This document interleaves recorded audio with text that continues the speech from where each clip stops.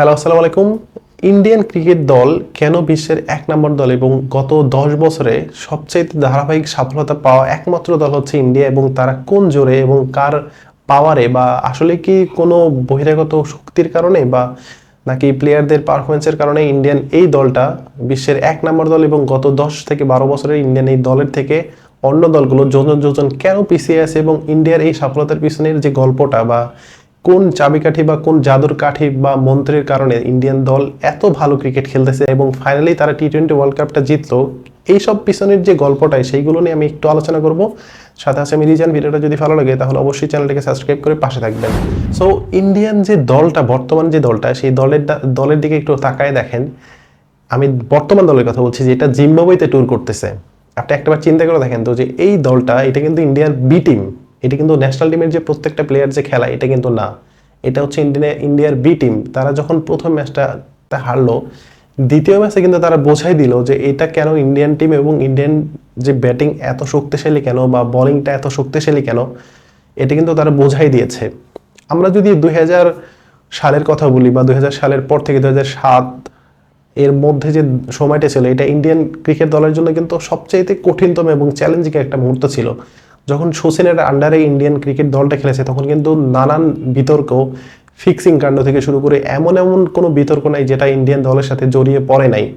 তো এরপর থেকে ধোনির যুগটা যখন শুরু হলো, তখন থেকে কিন্তু ইন্ডিয়ান দলটা পুরোটাই পাল্টে গেল, এবং ধোনির হাতের ছোঁয়ায় কিন্তু ইন্ডিয়ান দলটা প্রত্যেকটা সিরিজ থেকে শুরু করে টুর্নামেন্ট সব জায়গায় কিন্তু সফলতা পেতে থাকলো, এবং এমন একটা পর্যায়ে চলে গেল যে ইন্ডিয়ান দল কখনো ম্যাচ হারতেই চায় না। মানে তারা হারে খুব কম, এবং অনেক দিন পর পর তারা কিন্তু একটা করে ম্যাচ হারে। এটা কিন্তু আমরা দেখে আসতেছি, এবং আমরা সবাই জানি যে আইসিসি টুর্নামেন্টে গিয়ে কিন্তু ইন্ডিয়া হয়তো সব দলের চাইতে একটু বেশি সুযোগ সুবিধা পায়, বা সব দলের চাইতে বেশি তাদেরকে একটু সাপোর্ট করে আইসিসি, এটা আমরা সবাই জানি। কিন্তু প্রবলেম হচ্ছে যে আপনাকে যদি কেউ এসে খাবার মুখে তুলে দেয়, এবং সে তো আপনাকে খাওয়াই দিতে পারবে না, খাওয়া তো নিজেরই খাইতে হবে। ওকে, সো ইন্ডিয়ান দলকে যদি আমরা একতরফাভাবে আইসিসি থেকে সাহায্য সহযোগিতা পাওয়ার পর এরকম ভালো পারফরমেন্স বা তারা বিশ্বকাপ জেতে এরকমের যদি রিউমার যদি আমরা সরাই, তাহলে এটা সম্পূর্ণরূপে ভুল হবে। কারণ আলটিমেটলি মাঠে কিন্তু খেলতে হয় ওই প্লেয়ারদেরকেই। আপনি তাদের ঘরোয়া লিগের দিকে একটু তাকান, রঞ্জি ট্রফির কথা বলেন, মোস্তাক আলী ট্রফির কথা বলেন, বা দিলীপ ট্রফি, বা আমি যদি টুর্নামেন্টের কথা বলি তাহলে আমার ভিডিও লং হয়ে যাবে, অনেক বড় হয়ে যাবে। কারণ তাদের যে যতগুলো স্টেট আছে, প্রত্যেকটা স্টেটে একটা করে টি-20 টুর্নামেন্ট আছে, তাদের 50 ওভারের একটা করে টুর্নামেন্ট আছে। দেন সবগুলো স্টেট নিয়ে একটা টি-20 টুর্নামেন্ট, সেটা হচ্ছে সৈয়দ মোস্তাক আলী ট্রফি। দেন রঞ্জি ট্রফিতে সেটা তো আছেই। এখন যে দেশের ক্রিকেটের অবকাঠামো যত বেশি ভালো, সেই দেশের ক্রিকেট এত ভালো খেলবে নাকি আপনার দেশ বাংলাদেশের ক্রিকেট ভালো খেলবে? বা হচ্ছে শ্রীলঙ্কান ক্রিকেট, তাদের যে অবকাঠামো তার থেকেও কিন্তু বাংলাদেশ অনেক পিছিয়ে আছে। সো বাংলাদেশ ক্রিকেটের দলের যে প্রতি যে আমাদের যে এত বেশি এক্সপেকটেশন, এটা কিন্তু আসলে আমাদের একটু বেশি চাওয়া হয়ে যায়। আমি ইন্ডিয়ান দল নিয়ে কথা বলতেছি।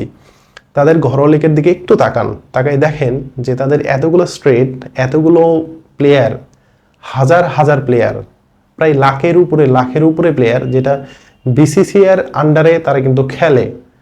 সো এইরকম মাল্টিপল অপশন, মানে লাখের উপরে যদি অপশন যদি আপনার হাতে থাকে, কোনো ক্রিকেট বোর্ডের হাতে থাকে, তাহলে ওই দলটা ভালো কেন খেলবে না? আমরা সবসময় একটা রিউমার সরাই ফেলি যে ইন্ডিয়ান দলটা হচ্ছে আইসিসির অনেক সাহায্য সহযোগিতা পায়, অনেক কিছু পায়। ভাই, এই সাহায্য সহযোগিতা যদি বাংলাদেশকে দেওয়া হয় বা শ্রীলঙ্কা, পাকিস্তানকে দেওয়া হয়, তারা কি এত ভালো খেলতে পারবে? যত সাহায্য সহযোগিতায় পাক না কেন, আলটিমেটলি মাঠে কিন্তু পারফরমেন্স তাদেরই করতে হয়। আপনি যদি চিন্তা করে দেখেন যে 2024 টি-20 ওয়ার্ল্ড কাপের যে সর্বশেষে একদম শেষের দিকে মিলারের যে ক্যাচটা ধরলো, বাংলাদেশের কেউ হইলে ওই মোমেন্টে, ক্রুশাল একটা মোমেন্টে ওই ক্যাচটা আদৌ ধরতে পারতো? ইম্পসিবল। আমার কখনো জানাও নেই বা আমি কখনো দেখিও নাই যে এরকম ক্রুশাল মোমেন্টে এসে বাংলাদেশ কোনো ম্যাচ থেকে তারা ক্যাচের মাধ্যমে ম্যাচটা জিতে ফেলতেছে। আপনি 2015 সালে অ্যাডিলেটে হচ্ছে ইয়ের কথা চিন্তা করেন, ইংল্যান্ডের সাথে ম্যাচটার কথা চিন্তা করেন, এমন একটা ক্রুশাল মোমেন্টে এসে তামিম ইকবাল ক্যাচটা ড্রপ করলেন। সেখান থেকে কিন্তু আমরা ম্যাচটাও হারতে পারতাম, বাট কপালের জোরে আমরা ম্যাচটা হারি নাই।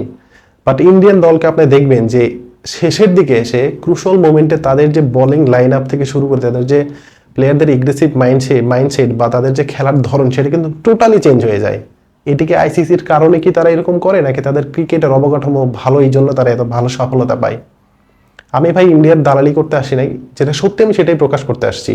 তারা সাহায্য সহযোগিতা পায় ঠিক আছে, বাট ওই যে আমি প্রথমে শুরুতে বলছি যে আপনাকে যদি এক নলা ভাত যদি আপনাকে মুখে তুলে দেয়, বাইরে থেকে কেউ তো আপনাকে খাওয়াইতে পারবে না, খাওয়া কিন্তু আপনারই খাইতে হবে। সো ক্রিকেট মাঠে কিন্তু পারফরমেন্স ওই বিরাট কোহলি, রোহিত শর্মা, হার্দিক পান্ডিয়া এরাই কিন্তু করে।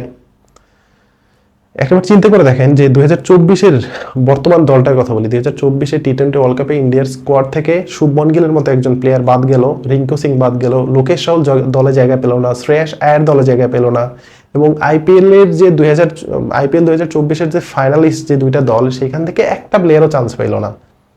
যে টুর্নামেন্টটা বিশ্ব ক্রিকেটের রোল মডেল হিসেবে এখন পর্যন্ত আছে এবং বিশ্ব ক্রিকেট এখন চেনই হচ্ছে আইপিএল এর কারণে। সো এমন একটা দল, সেই মানে এমন একটা টুর্নামেন্ট, সেই টুর্নামেন্টের দুইটা ফাইনালিস্ট দল, সেখান থেকে একটা প্লেয়ারও বিশ্বকাপে চান্স পাইলো না। তাহলে আপনাকে বুঝতে হবে যে এই দলের বা এই ক্রিকেট বোর্ডের হাতে কত অপশনস আছে।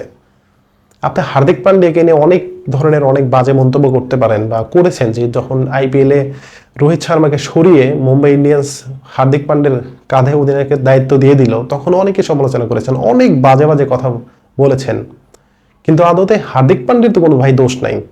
আপনি যখন দেখবেন মাহিলা জবাবের যখন তিনি মুম্বাই ইন্ডিয়ান্সের দায়িত্ব ছাড়লেন, এরপর থেকে কিন্তু দলটা সফলতা পায় না।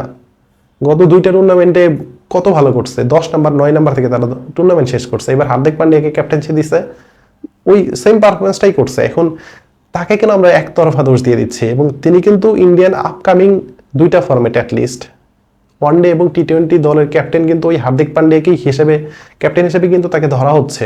সো এবং তিনি যে তার যে অ্যাবিলিটি আছে সেটা কিন্তু আমরা 2016 সালে দেখতে পেরেছি বাংলাদেশের এগেনস্টে, যখন 3 বলে 2 রান লাগে, তখনই কিন্তু বাংলাদেশ দলকে হারানোর ক্ষেত্রে তার যে বোলিং সেটা কিন্তু ভূমিকা রেখেছে। আবার আপনি টি-20 ওয়ার্ল্ড কাপের মঞ্চে এসে এমন একটা সময় এসে আপনি বল করতেছেন যখন এই বলটা খুব বেশি দরকার। জাসপ্রীত বুমরা আপনার দলকে ম্যাচে ফিরাইতে পারে, কিন্তু আলটিমেটলি ম্যাচ জেতানোর জন্য কিন্তু ওই হার্দিক পান্ডিয়ার মতো কিছু বোলিং কিন্তু আপনার অনেক বেশি দরকার হয়ে পড়ে। এবং তিনি যে পারফরমেন্সটা বিশ্বকাপের মঞ্চে করেছেন সেটা কিন্তু অসাধারণ। পুরো ইন্ডিয়ান ক্রিকেটটা তাদের এত বেশি শক্তিমত্তা এবং এত বেশি ভালো খেলার পিছনে কিন্তু ওই কয়েকটা দিক কিন্তু আপনাকে তুলে ধরতেই হবে। একটা হচ্ছে তাদের ক্রিকেট অবকাঠামো মানে অসাধারণ, পৃথিবীর অন্য কোনো ক্রিকেট বোর্ডের অবকাঠামো এত সুন্দর কখনোই হইতে পারবে না। ইভেন আপনি যদি অস্ট্রেলিয়া ইংল্যান্ডের কথা বলেন, এত ভালো ফ্যাসিলিটি কিন্তু কোনো দলই পায় না, বা এত টাকা কিন্তু কোনো দলই পায় না। সো ইন্ডিয়ান দল কিন্তু ওই আইসিসির সহযোগিতা নিয়ে যে এত ভালো সাফল্য পাচ্ছে, এটাতে কিন্তু আমি একদমই একমত না।